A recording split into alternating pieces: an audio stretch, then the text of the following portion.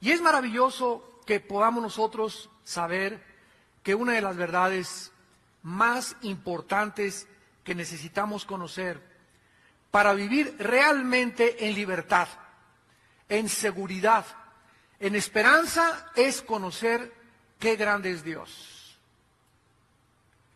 No fue hasta que Isaías pudo tener una visión de Dios sentado con las faldas que cubrían todo el templo y oír los querubines que decían: Santo, Santo, Santo, Señor Dios omnipotente, Dios de los ejércitos. No es hasta ese momento en que Isaías pudo ver su propia pecaminosidad. Estudiando este capítulo de Isaías, desde hace algunas semanas, se los digo con todo mi corazón, he caído llorando al suelo, porque le he pedido a Dios que me dé un concepto, una visión no física, ¿verdad?, de poder yo entender cada vez más su santidad. Cuando nosotros entramos a la Biblia y vemos que Dios es un Dios santo y que nos manda que nosotros seamos santos como Él es santo, no es un Dios que nos dice: yo solamente te salvé para perdonarte tus pecados y para que te fueras al cielo, sino que nos manda que seamos santos, porque es la esencia del carácter de Dios. ¿Qué nos está diciendo Dios cuando nos dice que seamos santos como Él es santo? Nos está invitando a imitar su carácter, a que nosotros seamos separados del mal, que odiemos el pecado, que aborrezcamos el mal, que aborrezcamos y que tengamos su temor de Él en nuestro corazón, para que podamos verdaderamente ser como Él. Y no es hasta que el cristiano entiende que es el carácter lo que Dios anhela transformar en nuestra vida, pues el cristiano va a creer o seguir creyendo que lo que Dios quiere es que hagamos muchas actividades. Y aunque no es malo involucrarse en muchas actividades, lo más importante es tener el carácter de Jesucristo, la santidad, aborrecer el pecado, detestar todo aquello que Dios odia, aborrecer todo lo que Dios odia, para que podamos cada vez asemejarnos más y más y más a Él.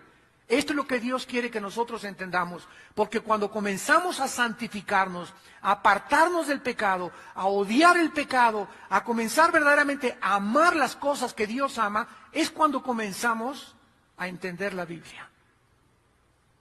Es cuando comenzamos a tener revelación. La revelación no viene porque alguien me toque de repente y me tumbe al suelo y ya tenga yo el espíritu o la unción de Elías o de Eliseo. Esa revelación no viene así, viene a través de la santificación. No puede haber poder sin santidad. Entonces no es automática la santidad. Son días, meses, años que tenemos que caminar con Dios. Y cuando caminamos con Dios en santidad, no solamente nos da revelación, sino que comenzamos a caminar con una seguridad en la vida, con una confianza en la vida. Podemos decir: confía en Dios y haz el bien, y habitarás en la tierra y serás apacentado de la verdad. Deleítate a sí mismo en Jehová, y Él te concederá todas las peticiones de tu corazón. Encomienda a Jehová tu camino y confía en Él, y Él hará. No te exaltes, no te alarmes, no tengas ningún intento de hacer el mal, ni de envidia, ni de temor por las cosas que están pasando, porque Él exhibirá tu justicia como la luz y tu derecho como el mediodía. Y cuando podemos verdaderamente esas promesas apropiárnoslas, amanecemos y le decimos: Señor, gracias a Dios que yo no soy Dios. Yo no puedo cambiar la vida de mi esposa, de mis hijos, de la iglesia, de mi trabajo, de mi patria, de mi nación. Gracias a Dios que soy insignificante, soy tan pequeño ante tus ojos, Señor. Tú eres el Dios poderoso, tú eres el que puede hacer cosas. Yo quiero hoy, como un niño recién nacido, acurrucarme como un pollito debajo de las alas de la gallina y confiar en ti, esconderme en ti, Señor, y saber que estoy seguro, que estoy confiado, que puedo vivir bajo el amparo de tus alas, porque tú eres mi fortaleza, mi luz y mi salvación. Esa es la vida que Dios quiere darnos. Es una vida en abundancia, es una vida librados del temor, de la inseguridad, de la incertidumbre. Es una vida donde verdaderamente hemos entrado al reposo de Dios. Veamos pues que al conocer entonces a Dios en la Biblia y su asombrosa grandeza, vamos a vivir con esperanza y con seguridad. Y para asegurarnos de estas verdades y de que Él va a cumplir sus promesas, vamos a ver a continuación la lista de las cosas que el Espíritu Santo nos enumera acerca de qué grande es nuestro Dios. Número 1, en el versículo 12, Dios es más grande que el universo que Él ha creado. Dios es más grande que el universo que Él ha creado. Escuchen las preguntas que el Espíritu Santo nos hace.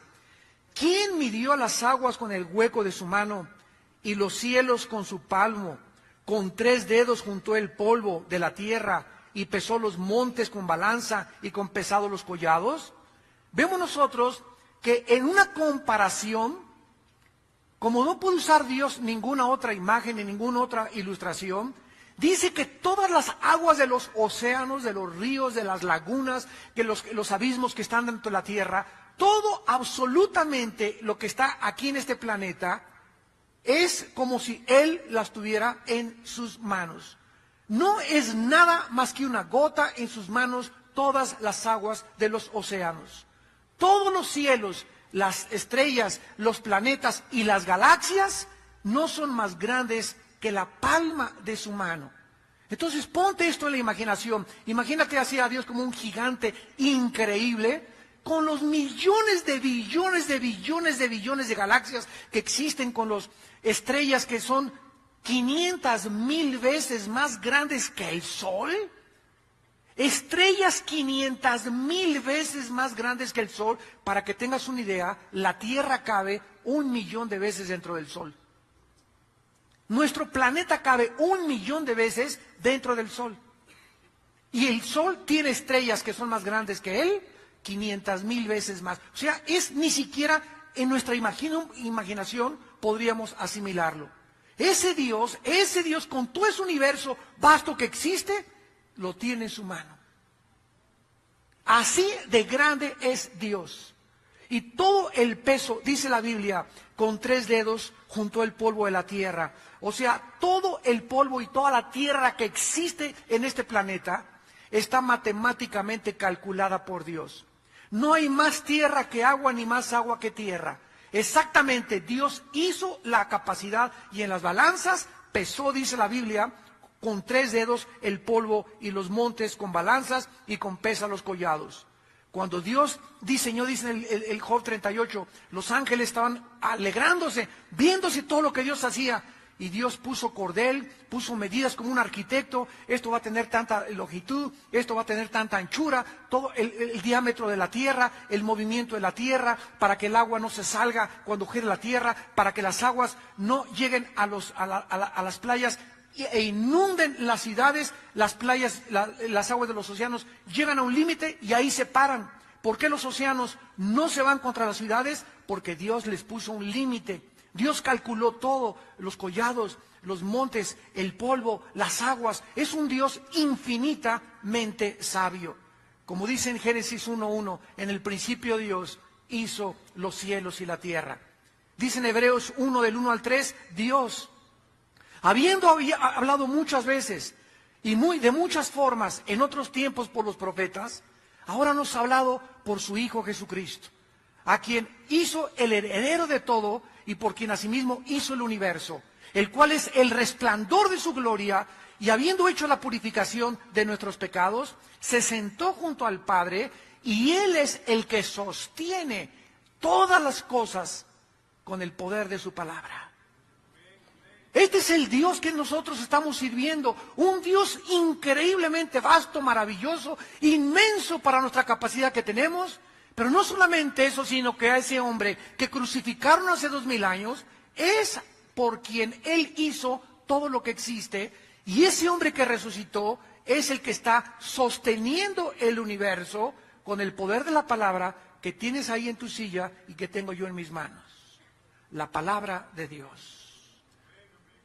Cuando vengo a la palabra de Dios, tengo que tener reverencia, porque sé que cualquier cosa que yo lea de la Biblia es Dios, el Dios omnipotente y poderoso, el que está hablando a mi vida.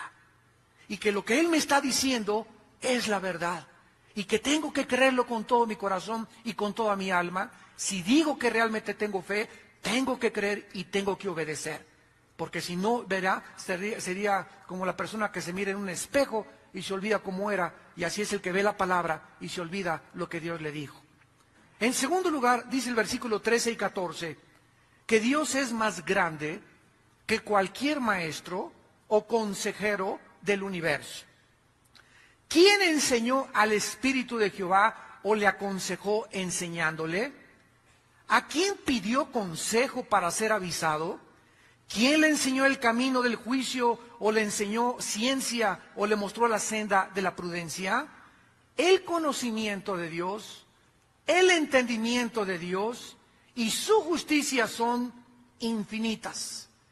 Él no necesita absolutamente que nadie, ni Descartes, ni Demóstenes, ni Platón, ni Aristóteles, ni los filósofos, ni los escritores, ni los políticos, no hay ni un premio Nobel, no hay ningún líder, no hay ninguna persona que jamás haya nacido, no hay nadie en el universo, ni los ángeles que son infinitamente más sabios que nosotros, ni los querubines que están todo el día diciéndoles santo, santo, santo. No existe nadie en el universo más grande en conocimiento que Dios. Así que si nosotros tenemos ese Dios que conoce todas las cosas, significa que Él conoce también nuestra vida.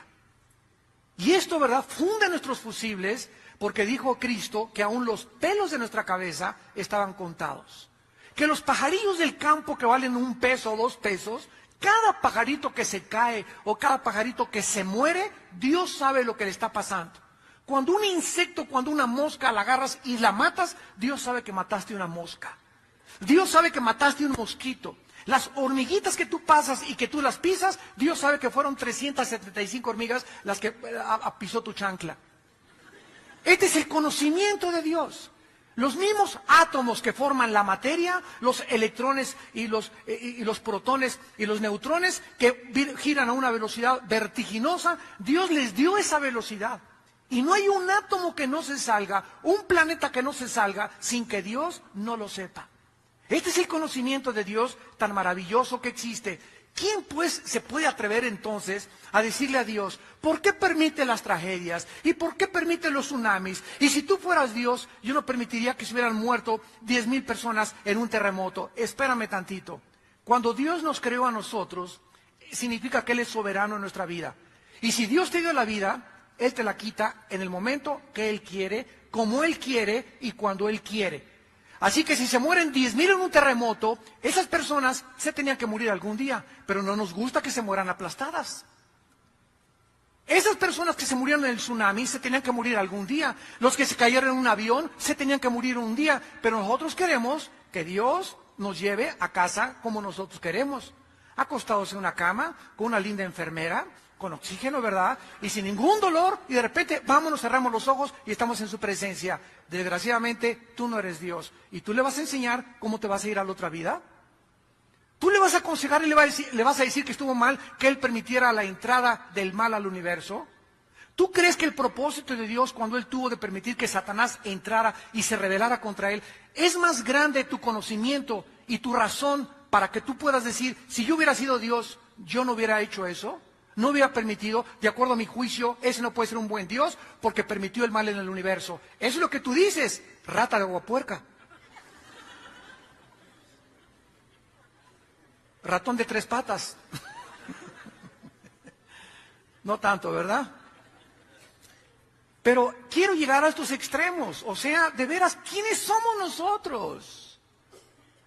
Después de que Job le vino todo lo que le vino y se le cayó su casa y sus hijos se murieron y perdió sus bienes y perdió la bolsa de valores y se quedó en la calle. Y aparte le vino a Job una enfermedad de la punta de la cabeza a los pies. Job comenzó, ¿por qué me habrá pasado esto? Dios mío, será un juicio, será el pecado, estaré mal. Y todavía vienen los 3 amigos, sí es por el pecado, Job, es que tú tienes escondidas cosas que no le has confesado a Dios porque es una maldición que te ha caído. Y cuando pasa todo un año y Job no puede entender qué fue lo que hizo que Dios actuara de esa forma con él, se aparece Dios y en el capítulo 38 le dice a Job, oye Job, ¿estabas tú cuando yo fundé la tierra?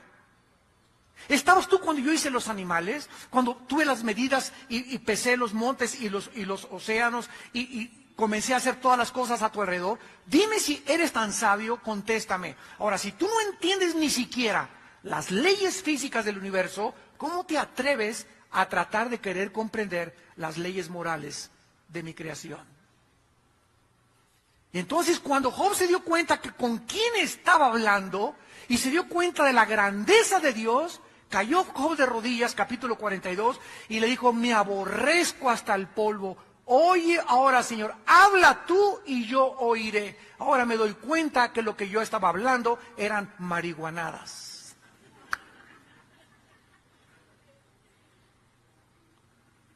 Dice en el libro de Daniel, capítulo 2, versículo 22, cuando Daniel tiene la revelación acerca del sueño,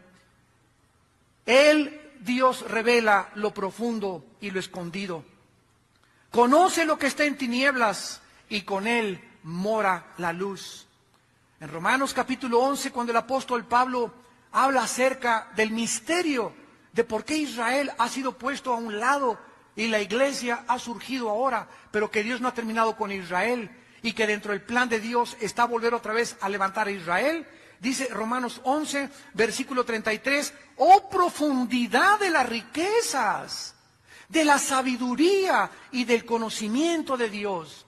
Cuán insondables son sus juicios e inescrutables sus caminos.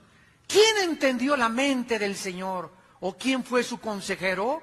¿O quién le dio el primero para que le fuese recompensado? Porque de Él y por Él y para Él son todas las cosas. A Él sea la gloria por los siglos. Amén. Pablo hizo lo mismo que Isaías. Lo mismo que Isaías. Oh, dice Pablo, si yo trataba de comprender todos tus misterios, ¿por qué haces esto? ¿Por qué haces aquello? ¿Por qué permitiste que este presidente surgiera en esta nación? Dios tiene un propósito para todo lo que Él está haciendo y para todo lo que Él permite. Y cuando nosotros entramos en su plan y entendemos sus caminos y sus pensamientos, entramos a ser dirigidos por el Espíritu Santo, porque todos los que somos hijos de Dios deberíamos de ser guiados por el Espíritu Santo y no por las corrientes del mundo. En tercer lugar, dice el versículo 15 al 17 de Isaías 40, que Dios es más grande que todos los imperios y que todas las naciones y que todos los gobiernos del mundo. He aquí que las naciones, versículo 15, les son como la gota de agua que cae del cubo. O sea, si tú tomas ahorita las 200 naciones que hay en el mundo, aproximadamente creo que rebasamos las 200. Si tomamos todas estas naciones, Estados Unidos, China y todo, comparado con la grandeza de Dios, es como una gotita de agua. O sea, ¿y lo demás de la cubeta qué es? Nos ponemos a pensar, ¿verdad? Si una gotita son todas las naciones, ¿qué es lo que queda dentro de la cubeta? Todas las millones de galaxias y todas las cosas que ha hecho, comparado con todo lo que ha hecho, las naciones del mundo son como una mirrimiña chiquitita, minúscula, insignificante gotita de agua. Y aquí vemos en la tierra a los gobernantes, y aquí yo, y vamos a tomar, y este es el camino. Y este es el camino, no es que esto y el otro. A Dios, no saquen la Biblia de la Corte de Justicia, que no haya oración ya tampoco en las escuelas. No nos olvidemos de Dios, separemos totalmente las cosas de Dios. El gobierno es una cosa y Dios es otra cosa. Cuando nos damos cuenta, en el Salmo 2, que eso fue lo que escribió David, que se juntan los gobernantes y los que se creen muy sabios y dicen, rompamos de Dios nuestras ligaduras, echemos nuestras cuerdas, vamos a gobernar nosotros juntos. Desgraciadamente, señores sociólogos, antropólogos, criminólogos, etcétera, antropólogos, etcétera, etcétera, desde 1945, que se fundó la Liga de Naciones y que se cambió el nombre a Organización de Naciones Unidas, nunca han podido las Naciones Unidas detener las guerras, ni traer la paz, ni ningún organismo independiente mundial en el mundo. Hasta que Cristo regrese, no tendremos paz. ¿Por qué? Porque los seres humanos somos demasiado pequeños para resolver problemas que van más allá de nuestra capacidad finita intelectual para resolverlos. Tú no puedes atreverte a casarte sin Dios. Tú puedes atreverte a tener un novio si tu novio no es una persona entregada al Señor. Porque el matrimonio es para discípulos, para un hombre y una mujer que siguen los dos a Dios, porque si los dos siguen, van a llegar a Dios. Y mientras más sigan a Dios, más se juntan. ¿Por qué? Porque no puedes tú casarte con una persona que no sigue a tu mismo Dios. Entonces tenemos que entender eso, que Dios es un Dios que quiere que nosotros lo conozcamos y entendamos cómo piensa y por qué actúa como actúa. Para eso nos dejó la Biblia. Aquí encontramos los pensamientos y los caminos de Dios. En Primera de Crónicas capítulo 29, Primera de Crónicas capítulo 29, dice en el versículo 12, versículo 11 y 12, el rey David: tuya es, oh Jehová, la magnificencia, el poder, la gloria, la victoria y el honor, porque todas las cosas que están en los cielos y en la tierra son tuyas.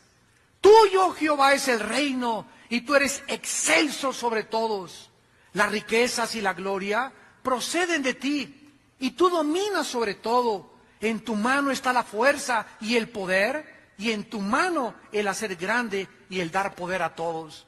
Díganme ustedes, ¿por qué David era un hombre conforme al corazón de Dios?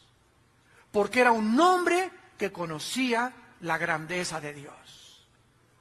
Y es increíble que a los 17 años David conocía tanto a Dios y meditaba tanto en el campo cuando tocaba su arpa y le componía himnos a Dios. Es increíble que a esa edad se haya enfrentado a un gigante llamado Goliat y que le haya dicho: tú vienes a mí con lanza y con espada y con casco y con armadura, pero yo vengo a ti en el nombre de Jehová de los ejércitos. Conocí a Dios. Cuando tú conoces a Dios y tienes esta sabiduría, dime, ¿quién te puede hacer frente en tu vida? Nadie te podrá hacer frente durante todos los días de tu vida.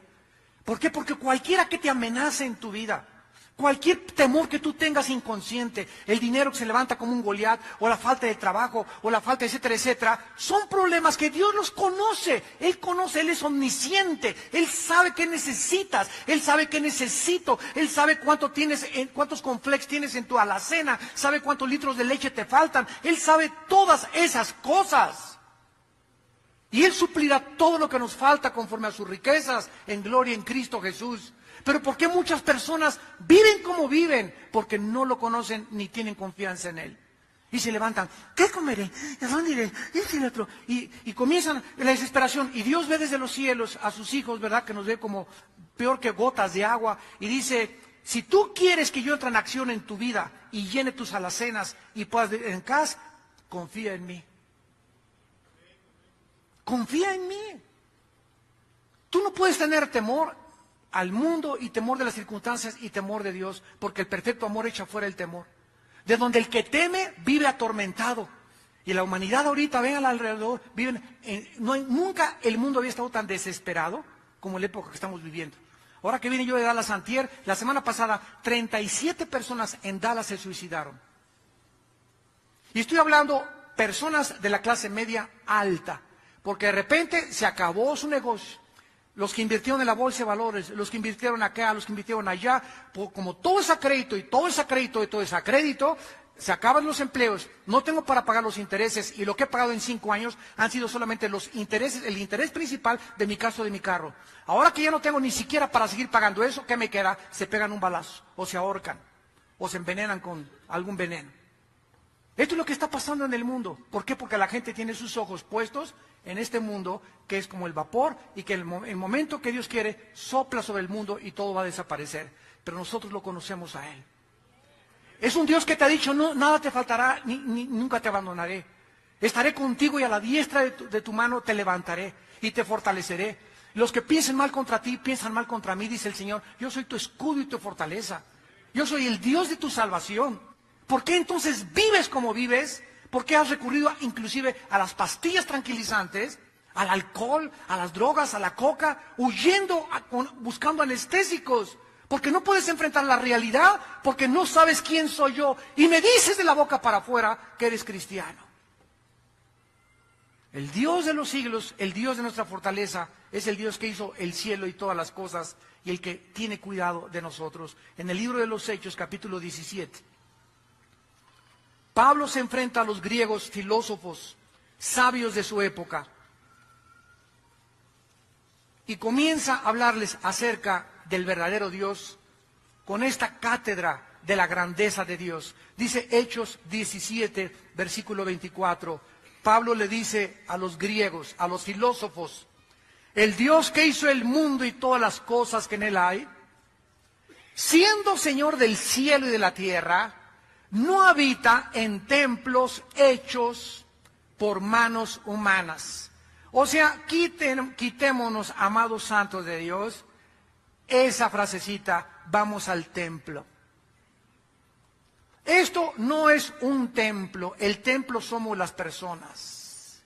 No hay ya ningún edificio desde la resurrección de Cristo hasta nuestros días en Pentecostés, cuando nació la iglesia. No existe ningún edificio que se le pueda atribuir la casa de Dios, o la habitación de Dios, o el templo de Dios, porque Él ya no habita en templos hechos por manos humanas. Él ahora ha escogido entrar a habitar dentro de nosotros.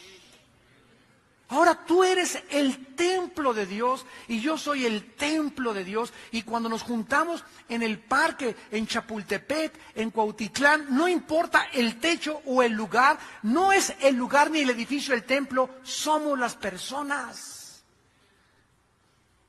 ¿A dónde vas? Al templo. Ni es honrado por manos de hombres, como si necesitara de algo. Aquí te traigo un molito, mi Señor. Aquí te traigo unas veladoras. Aquí te traigo este regalito. Imagínense nada más. ¿A quién le estamos tratando de dar eso? Al Creador de los cielos y de la tierra.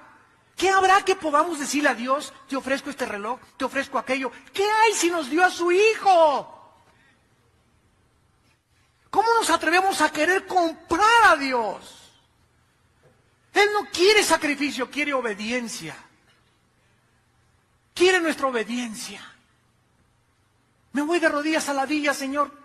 Órale, sángrate más. ¿Qué le va a interesar eso a Dios? Me voy a crucificar, voy a cargar un costal de nopales. Todas esas cosas tienen su origen en el paganismo, en la ignorancia de las sagradas escrituras. Pero tú eres hijo de Dios y yo soy hijo de Dios y debemos de entender a Dios que esas cosas no le agradan. Él ya no es honrado por nada que nosotros podamos hacer. Y dice la Biblia, ni tampoco habita en templos de manos humanas, pues Él es quien da a todos vida, aliento y todas las cosas, y de una sangre ha hecho el linaje de los hombres para que habiten sobre la faz de la tierra. Y les ha prefijado el orden de los tiempos y los límites de su habitación. Todos tenemos sangre H negativa o positiva, o RH o positivo o negativo o universal, pero es sangre humana. Y un negrito me puede transfundir la sangre a mí, yo a un chino, etcétera, etcétera, pero nunca un mono a un humano. Señores genetistas y señores ateos, el día que tu abuelita necesite una transfusión, tráela a la changa.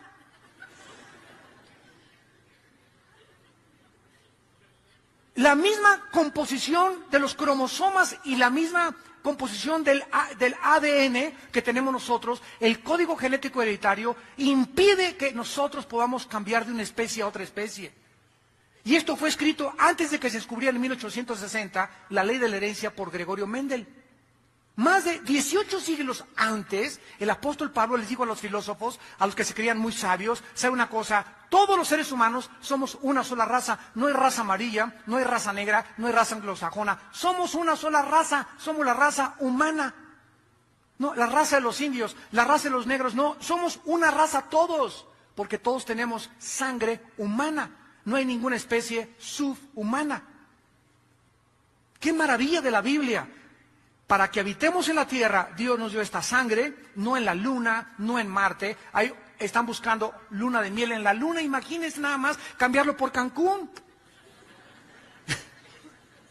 Imagínense nada más ir tú con escafandra ahí o a Marte, a la luna de miel, a la luna. Están ahí apartando lugares para el año 2010, 2012.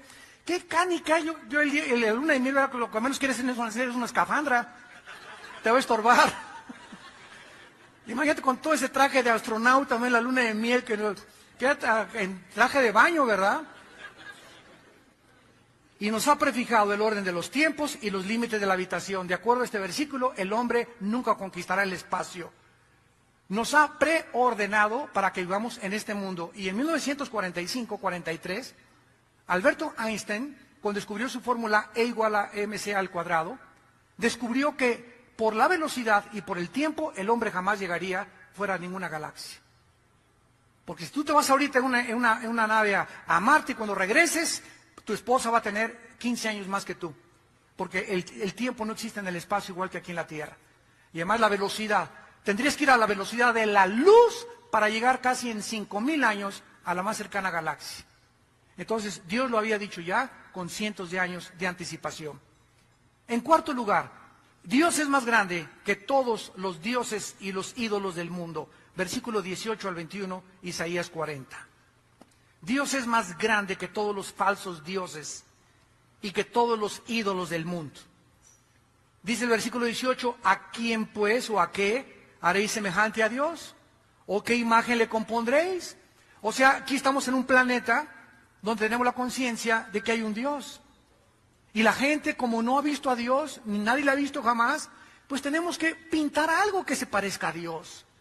Y dice Dios, pero ¿cómo puedes tú ir y cortar un pedazo de tronco y hacer un mono con el pedazo de tronco, con tu machete y con tus instrumentos, y poner en ese tronco que tú hiciste y que tú labraste como carpintero, y después de esa imagen del tronco, o de yeso o de cemento, a lo que tú hiciste con tus manos, hincarte y rendirle culto a esa cosa que no ve, que no oye, que no camina, que no siquiera tiene pensamiento? Es lo que se llama idolatría. Pero todos nosotros, antes, ¿verdad?, de conocer a Cristo, estábamos involucrados en eso. Y llegábamos y nos hincábamos delante de las imágenes, y ahí está la Virgen, y ahí está San Judas Tadeo, y ahí está esas cosas, ¿verdad? ¿Cómo podríamos nosotros a esas imágenes, a esos hombres, compararlos con Dios, el Dios del universo? ¿Cómo podríamos asemejarle y tener la herejía, la mente herética para compararlo con ese Dios? Dios ya había desafiado a Israel hace 2700 años. ¿A quién me quieren comparar? ¿Qué imagen me pueden poner ustedes si no saben ni cómo soy, más que soy espíritu? El artífice, o sea, los escultores, preparan la imagen de talla, versículo 19. El platero le extiende el oro y le funde cadenas de plata. El pobre escoge para ofrecerle madera, que no se apolilla hasta con eso. Se busca un maestro sabio que le haga una imagen de talla que no se mueva. Esta es la idolatría. Andamos buscando a quién adorar. ¿Por qué? Porque traemos dentro del alma la eternidad. El ser humano nació a imagen y semejanza de Dios. Y como traemos la eternidad entre nosotros, los egipcios, al morir, le ponían la espada y la comida a sus muertos. Los chinos, no hay una civilización, no hay una tribu africana que no crea en la vida después de la vida. Los ateos solamente son los pseudointelectuales que conocemos. Pero el hombre trae la eternidad en el corazón.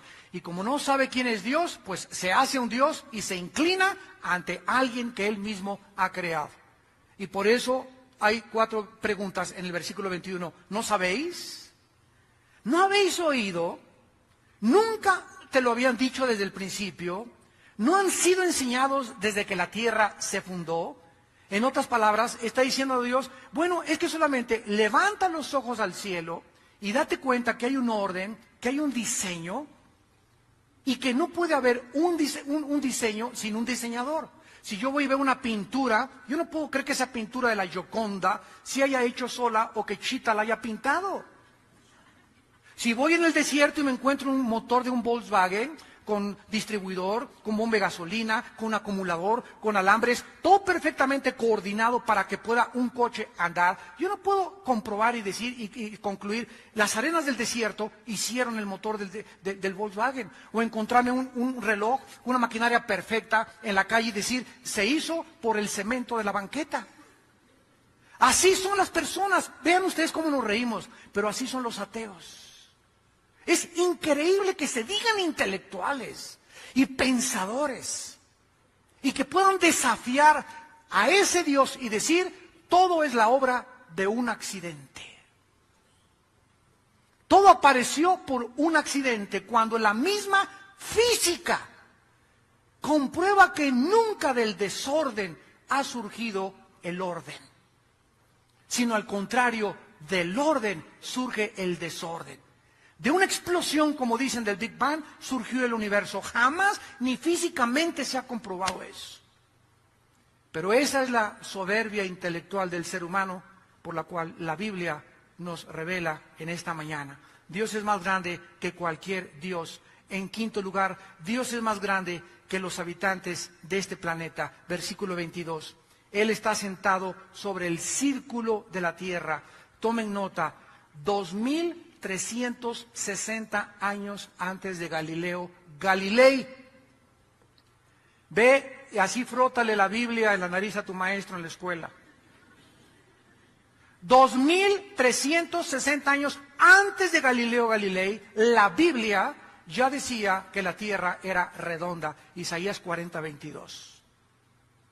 2360 años antes, que fue cuando se escribió Isaías. Datos científicos de la palabra de Dios. Cuando Dios mira desde su trono el universo, a toda la gente, parecemos como langostas. Simplemente súbete a un avión a 10 kilómetros de altura o 32,000 pies de altura y voltea hacia abajo, ¿verdad? Y ya no ves a nadie más que puntitos de arena. Así es como nos ve Dios. Y al mismo tiempo que nos ve así, nos ama, que dio su vida por nosotros en una cruz. ¿Cómo podemos conceptualizar eso?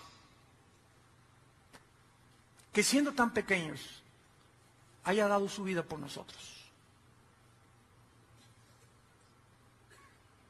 Oh, profundidad de las riquezas y de la sabiduría de Dios. Cuán insondables son sus caminos, inescrutables sus riquezas.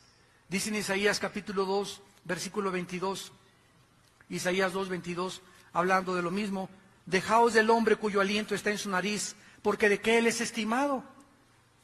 Si todos somos como langostas, si ninguno de nosotros somos dioses, entonces ¿por qué tienes temor del hombre?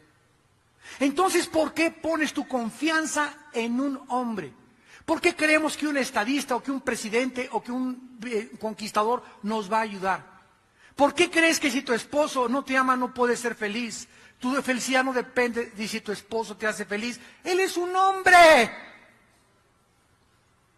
El que te hace feliz es Dios.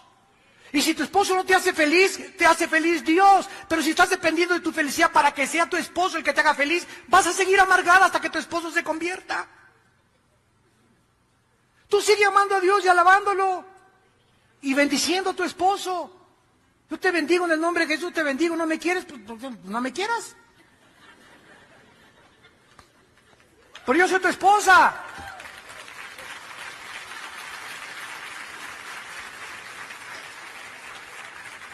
Tenemos que entender, igual en el noviazgo, ¿verdad? Ay, sí, para mi novio, ¿y qué voy a hacer? ¿Y los chochos por ese baboso? ¿Piensas quitarte la vida por ese tonto, por ese macarrón? Hay 10 más que Dios tiene para que escojas del cual va a ser el padre verdaderamente de tus hijos. ¿Cómo podemos creer y poner nuestra confianza en un ser humano? Dejaos del hombre cuyo aliento está en su nariz. Todos aquí abajo somos imperfectos. No podemos confiar en nadie, porque en el sentido de que si no tengo a mi esposa, si no tengo a mi esposo, no soy feliz. Imagínense, ama a Dios con todo tu corazón, con todas tus fuerzas y con toda tu alma. ¿Por qué? Porque si tú amas a Dios con todo tu ser y con toda tu alma, el día que te falte tu esposa, o el día que te falte tu esposo, o tu novio o tu novia, no se te va a mover el tapete, porque tu amor principal estaba en Él.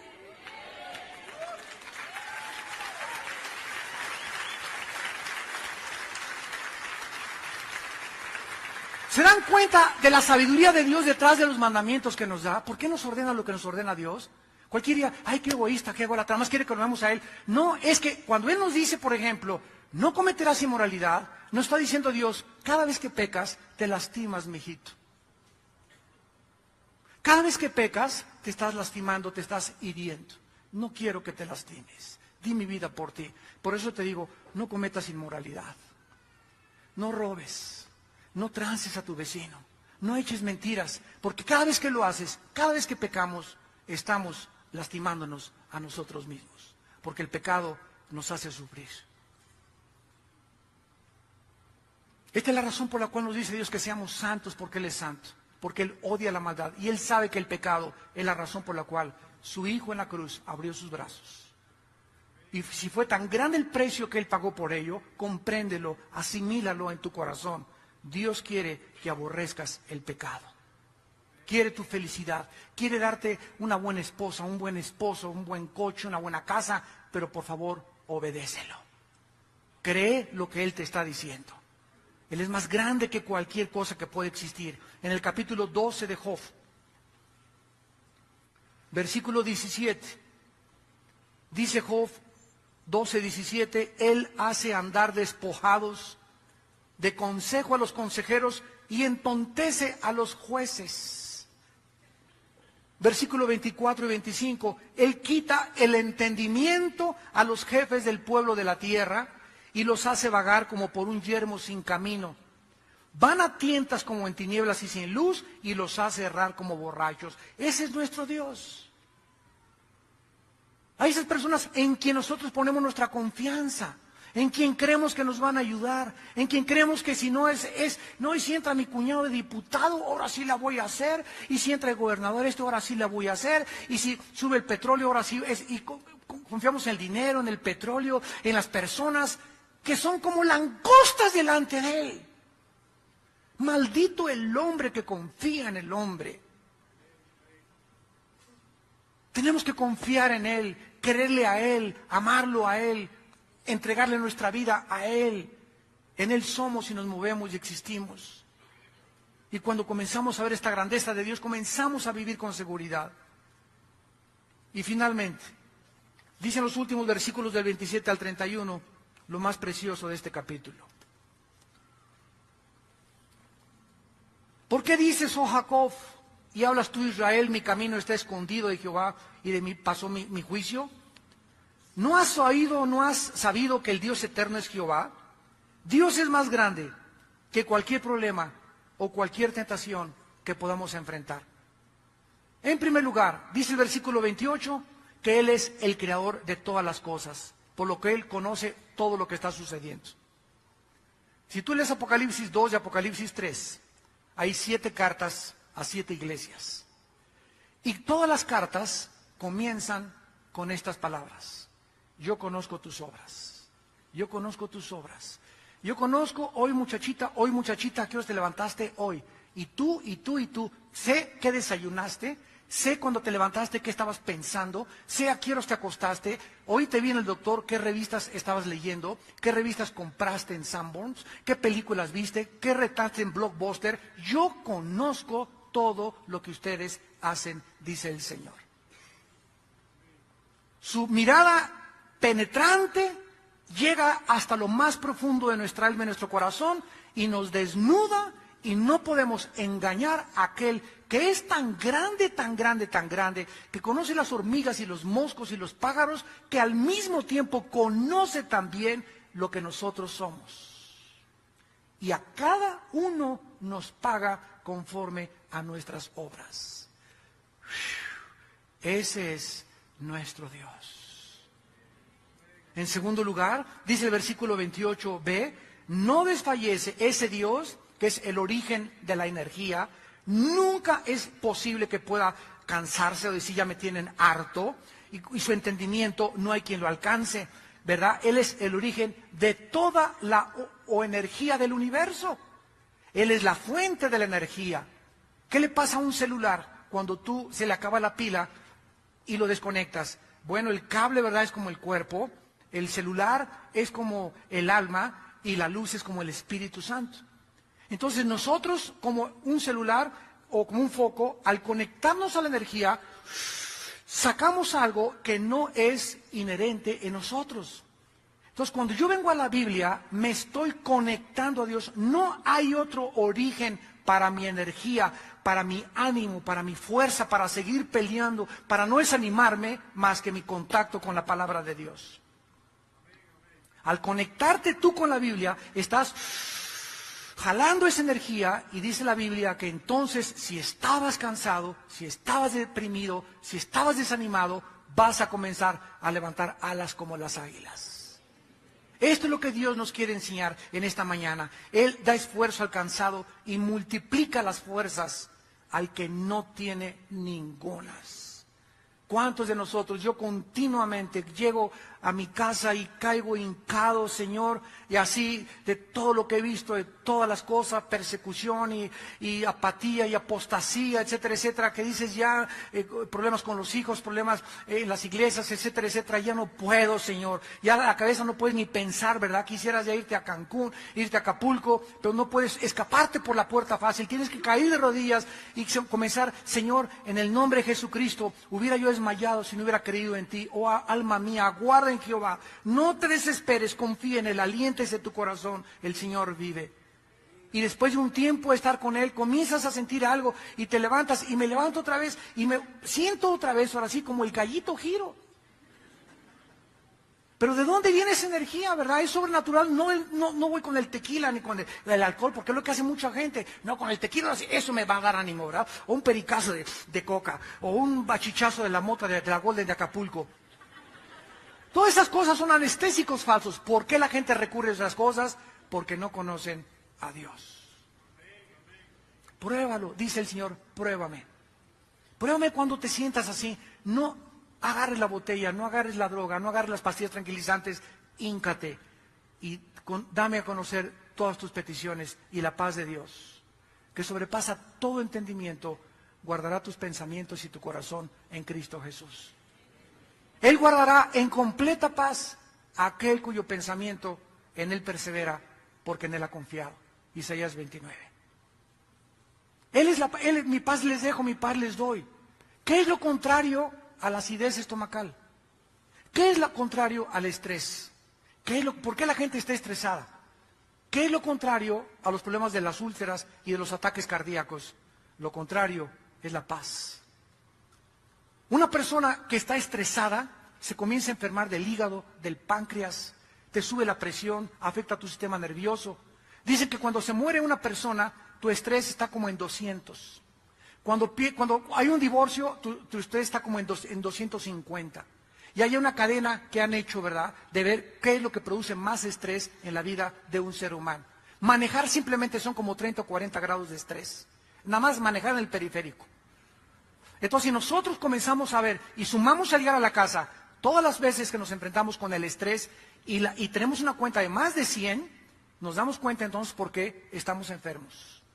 Y llega el hermano, ¿verdad? Toque mi panza, hermano, en el nombre de Jesús. Reprenda el espíritu que tengo aquí adentro. Sáname, Señor. Y nuestro problema es que no tenemos paz con Él. ¿De qué te sirve que Dios te tumbe ahorita y que te sane? Si vas a llegar a tu casa y vas a vivir igual, vas a seguir comiendo igual, vas a seguir pensando igual. Dios no es la varita mágica de Aladino. Pum, pum, pum, pum, pum, pum, pum, pum. Sano, sano, sano, sano, sano, sano. ¿Qué es eso? Ni la India María hacía eso. Y aquí terminamos y dice el versículo 28, no has sabido.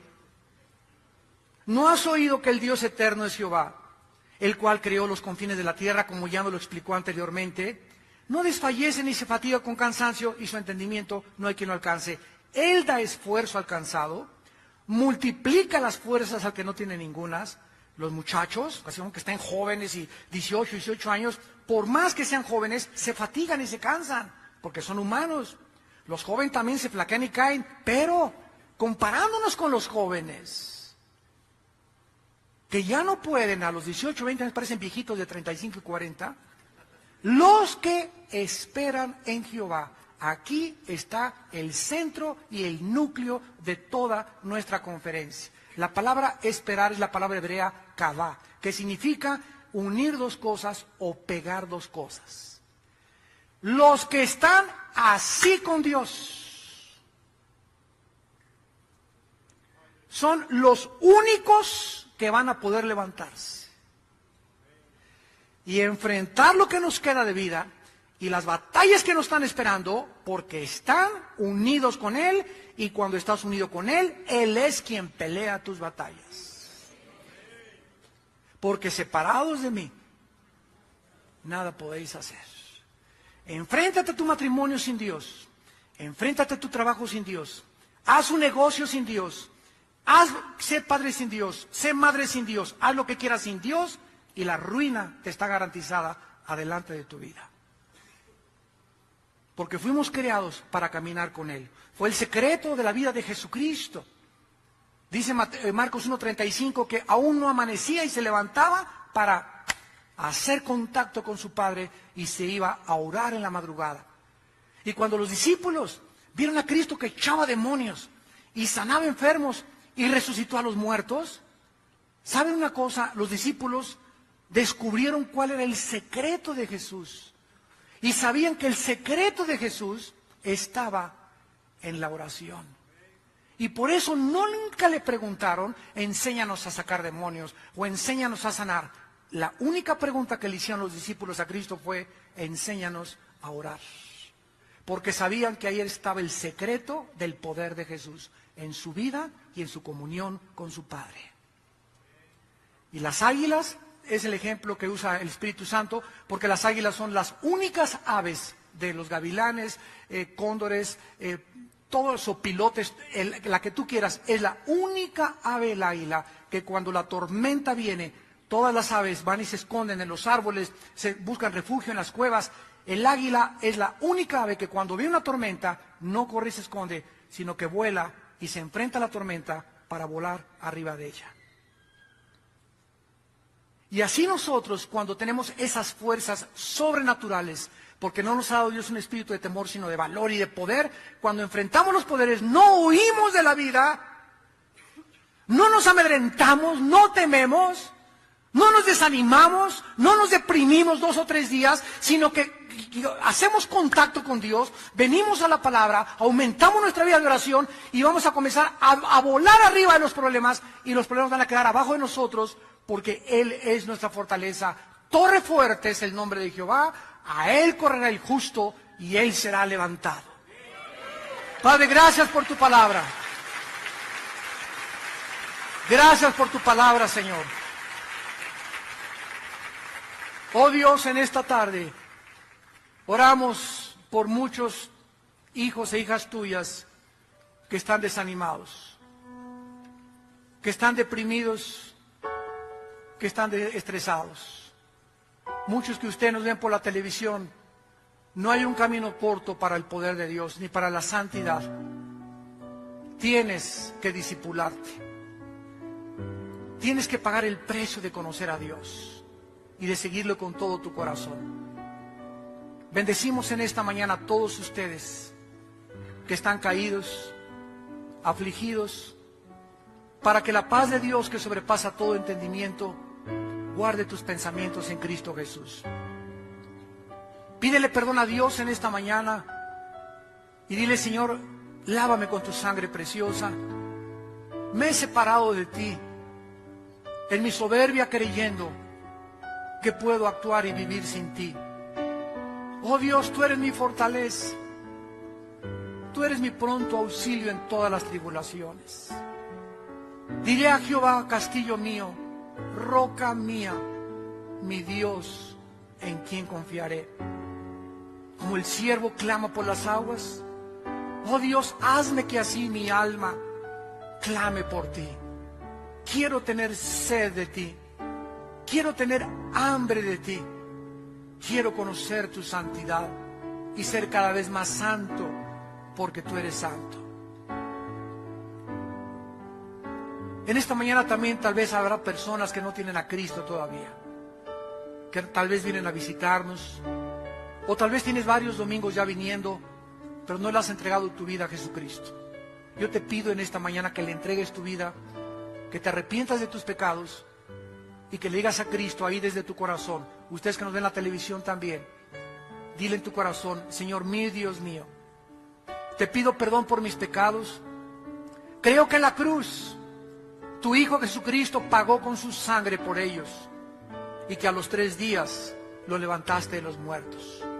Señor Jesucristo, te pido que entres a mi vida como mi Señor y mi Salvador, y te pido que me des la fuerza y el poder de vivir para ti. En el nombre de Jesús. Amén.